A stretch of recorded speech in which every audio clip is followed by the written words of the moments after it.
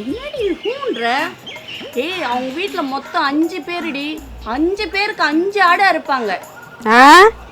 என்னது உண்மையாதான் நீ சொல்றேன். 5 பேருக்கு 5 ஆடை இருப்பாங்க. சரி, அந்த ஆட்டுக்கறி தின்னு உடம்பு முடியாதுங்கல்ல. அப்ப நீ என்னத்த தின்ன? அவங்க தின்னு போட்ட மிச்சத்தை தான் வந்து பார்த்துட்டு என்ன அத்தை நிக்கிறாங்களே நான் அவன் சாப்பிட்டு இந்த மிச்சத்துல வந்து கொடுப்பான். அதை தின்னு உடம்பு வள முடியுது.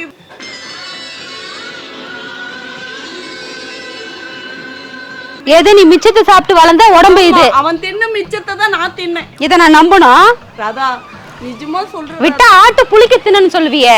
உனக்கு தெரியாது ராதா, வயிற்றுல நீ 3 மாசம் பசிக்கு எவ்வளோ நின்றுட்டு இருந்த சாப்பாடு கூட வழி இல்லாம அவன் தாண்டி பார்த்து எடுத்துன்னு வந்து அவன் சாப்பிட்டு மிச்சம் எடுத்துன்னு வந்து போட்டான். அதில் வளர்ந்த உடம்பு தாண்டி இது.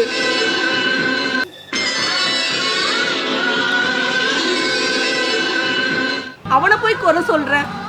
அவன் எப்படியெல்லாம் என்னை பார்த்துக்கினான் தெரியுமா? இன்னைக்கு அம்மா இப்படி இருக்கேன்னா அவன் போட்ட சாப்பாடு தாண்டி. அதனால தாண்டி அவனை எதுவுமே நான் சொல்ல மாட்டேன்றேன். புரியுதா இப்போ? அது வேணாம், செம்ம கடுப்பாயிடுவேன். அவன் போட்ட பிச்சையில நீ வேணா வளர்ந்தன்னு சொல்லு. நான் வளர்ந்தன்னு சொன்னா அப்புறம் நான் செம்ம டென்ஷன் ஆயிடும். பாத்துக்கோ. என்ன நினைச்சிட்டு இருக்க? நீ பிச்சை எடுத்தது இல்லாம நானும் பிச்சையில தான் வளர்ந்தன்னு சொல்லிட்டு இருக்க. நான் எப்படி பெருமை பீத்திட்டு இருக்கேன் தெரியுமா அவங்க கிட்ட? ராஜ பரம்பரை எங்க அப்பா எல்லாம் யாருன்ட்டு இப்படி பொசுக்குன்னு அவமானப்படுத்திட்டேன்.